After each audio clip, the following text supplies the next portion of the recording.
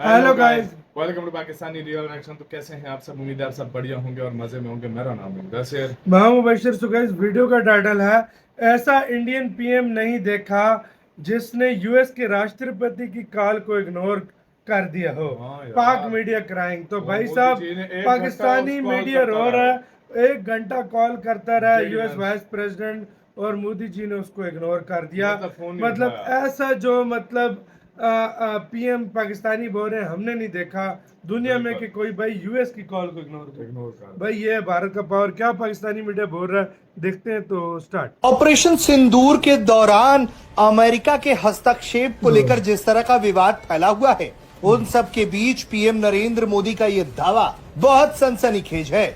PM Narendra Modi ने operation सिंदूर की चर्चा के दौरान लोकसभा में यह बात कही है कि अमेरिकी उपराष्ट्रपति जेडी वेंस उन्हें बार बार फोन करते रहे और पीएम नरेंद्र मोदी व्यस्तता के कारण बार बार उनका फोन नहीं उठा पाए। अमेरिका के उपराष्ट्रपति और जी कोई ने होता कहता मीटिंग बाद में करेंगे, पहले फोन उठा। मुझसे बात हाँ करने का भाई। प्रयास किया। हाँ। वो घंटे भर कोशिश कर रहे थे, लेकिन मैं और पार्लियामेंट में सेना के बताया साथ भी है मीटिंग फिर। कर रही हाँ। तो मैंने उनका फोन उठा नहीं पाया। उन्होंने बताया कि जब उन्होंने कॉल बैक किया तो अमेरिका की तरफ से जानकारी दी गई कि पाकिस्तान बहुत बड़ा हमला करने जा रहा है। इसके जवाब में उन्होंने अमेरिकी पाकिस्तानी उपराष्ट्रपति मीडिया को भी यह चंगा कहा छापा है कि भाई। पाकिस्तान को भारत ऐसा जवाब देगा कि जिसकी वो कल्पना तक नहीं कर सकता है। एक तरह से फॉरेन पॉलिसी है जो भारत की, पाकिस्तानी वो मीडिया भी क्या उन्होंने बोलता है, देखते एक हैं। तरह से क्लियर कट कर दी है। इवन अमेरिका को भी चेता दिया।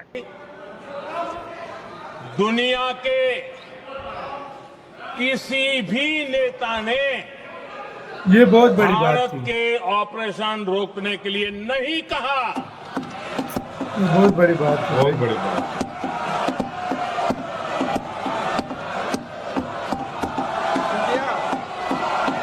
सबसे बड़ी बात ये बोल दिया, डायरेक्ट मैसेज दे दिया भाई अमेरिका प्रोग्राम को।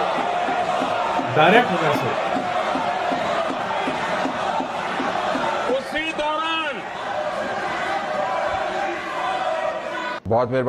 तो इंडिया के साथ चाइना जैसी कंट्री टक्कर नहीं ले सकती, ठीक है। हम लोग नहीं ले सकते, मालदीव नहीं ले सकता, तो उनके साथ अमेरिका, मतलब कि अमेरिका जैसी सुपर पावर भी नहीं ले सकती, ठीक है। कि इंडियन लोगों में ना सबसे जो अहम चीज है, मुझे ये लगता है कि उनमें यूनिटी है। लेकिन जहाँ पर यूनिटी की बात आ जाती है, वो सारे लोग मिल जाते, चाहे वो चीजों का बाइकआउट हो, चाहे वो किसी कंट्री का हो, चाहे वो लड़ाई का बाइकआउट हो, तो वो सारे मिल जाते हैं। और यही इंडिया की मैं बोलूंगी सबसे बड़ी पावर है, कि जिसकी वजह से हर कंट्री डरती है कि यार अगर इंडिया के लोगों ने बाइकआउट कर दिया तो हमारा क्या होगा। जय हिंद। तो दोस्तों, ऐसा पीएम नहीं देखा जिसने यूएस के राष्ट्रपति की भी नहीं सुनी। जी हाँ दोस्तों, और ऑपरेशन सिंदूर को लेकर के भारत के प्रधानमंत्री मोदी जी ने संसद में जो कहा, उसको देख करके पाकिस्तान की नींद उड़ चुकी है। तो चलिए पहले वीडियो देखते हैं। लोकसभा में भाषण अभी अभी खत्म हुआ है और जिस तरह से उन्होंने कांग्रेस और पाकिस्तानी मीडिया भाई पाकिस्तान के रिश्ते की भाई धज्जियां उड़ाई है। ये कैसे मुझे हो लगता सकता है है? कि भाई कांग्रेस तो सदमे में चली गई होगी, लेकिन पाकिस्तान में बैठे आका जो है, खासतौर पर मुनीर जैसे लोग,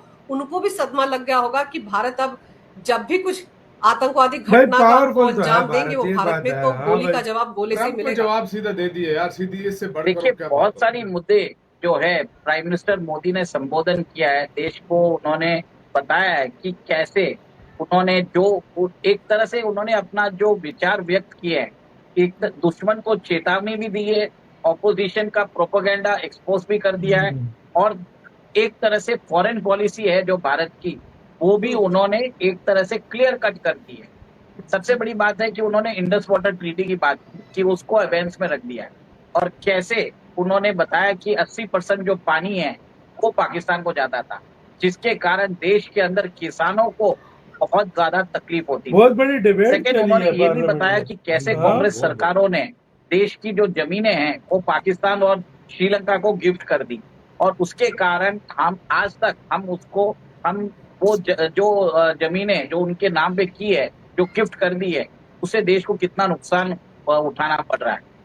और ये भी देखिए कि उन्होंने देश के अंदर जो मिसाइल डिफेंस सिस्टम्स है, हमारे जो क्रिटिकल वेपन्स है, और देश के अंदर जो हम मेक इन इंडिया के तहत हम हथियार बना रहे हैं, उसकी भी बात की। उन्होंने ड्रोन्स की बात की। उन्होंने बोला है कि देश के अंदर बहुत बड़ी 30 से चर्चा हुई 35 है। साल हाँ के भाई। युवा आजकल ड्रोन बना रहे हैं, और कई हद तक तो उन्होंने जो देश की जो महिलाएं हैं उनकी भी तारीफ की है कि इसके अंदर वो भी इन्वॉल्व है। तो आप ये देखिए कि देश का प्रधानमंत्री है, वो देश के अंदर आके वो बताता है कि मैं देश की वेपन्स इंडस्ट्री को, हमारी डिफेंस इंडस्ट्री को वो एक तरह से स्ट्रॉन्ग कर रहे हैं, और डोमेस्टिक डिफेंस इंडस्ट्रीज का होने से कितना फायदा होता है, कितना लाभ होता है, वो भी उन्होंने बताया। एक टाइम था यूपीए के टाइम पे कि कोई भी कार्रवाई करने से पहले, क्योंकि उस समय हमारे पास इतने भी गोला बारूद नहीं थे कि हम 10 दिन का कन्वेंशनल वॉर लड़ सकते थे। उन्होंने बताया कि कैसे हमारे पास बुलेट प्रूफ सिस्टम्स नहीं थे, हमारे पास राइफल्स नहीं थी, हमारे पास नाइट विजन गॉगल्स नहीं थे, छोटी से छोटी चीजें इंपोर्ट की जाती थी। पर आज देश के अंदर आप देखिए सब चीजें बन रही है, देश के अंदर टेक्नोलॉजिकल ट्रांसफर की बात कर रहे हैं। तो जी। बहुत सारे, जो मेरा ये मानना है कि उन्होंने फॉरेन पॉलिसी भारत की जो है सबके लिए लेकर दी है, इवन अमेरिका को भी चेता दिया है। बिल्कुल ठीक कह रहे हैं आप। लेकिन सबसे पहले मैं चाहूंगी कि हम सिलसिलेवार तरीके से आगे बढ़े।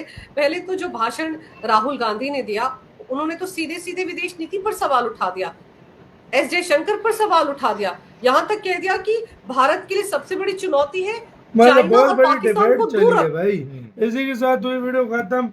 मतलब पाकिस्तानी इस चीज पे यार हैरान हो रहे हैं। कल मैं टीवी शीवी भी देख रहा था, पाकिस्तानी बात भी ट्विटर पे कर रहे थे कि भाई साहब ये ऐसा पीएम हमने पहली बार देखा है कि भाई साहब जिसने यूएसए के प्रेसिडेंट की कॉल भाई जो है इग्नोर मारी है। उस टाइम मतलब मीटिंग मुकम्मल की है, उसके मतलब बाद काम मीटिंग किया। ज्यादा इम्पोर्टेंट थी। अगर और कोई देश होता, मैं भारत के अलावा किसी देश की बात कर रहा हूँ, तो क्या होता, यूएस की कॉल वो कहता भाड़ में गई मीटिंग, वो पहले पता भाई है क्या कॉल बोलता उठा। है, 1 मिनट रुको, हाँ, मैं जरा बात हाँ, कर लूं।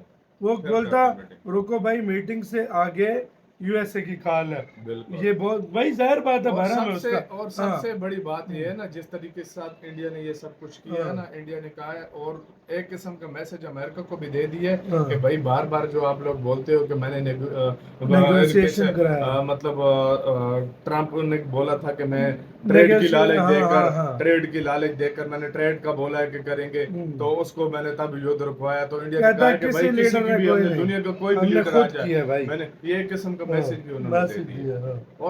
और सीधी सी बात है यार, इंडिया वो उस लेवल पर जा चुका है हर मामले में कि यार पाकिस्तान, सीधी सी बात है यार, नहीं मुकाबला कर सकता। नहीं यार, बहुत इंडिया पावरफुल है। सिंपल सी बात है देखो भाई मेरे। ये शुक्र है लंबा युद्ध नहीं लगा, नहीं तो इंडिया के पास तो सारे मतलब चीजें थी, शुक्र है रुक गया। कम से कम इंडिया के पास 1 साल का वेपन है यार, हमारे पास 20 दिन का नहीं। 20 दिन का नहीं है तो भाई, अगर वेपन हो भी, हमारे पास तेल 15 से 20 दिन का नहीं है। इंडिया 6 महीनों का स्टोर करके बैठा है। तो आपका इसके कहने सारे मामले के ऊपर, भारत के इस एग्रेसिव स्टांस पर आपकी क्या राय है? प्लीज अपनी राय कमेंट बताइएगा। अपना बहुत ज्यादा ख्याल रखिएगा।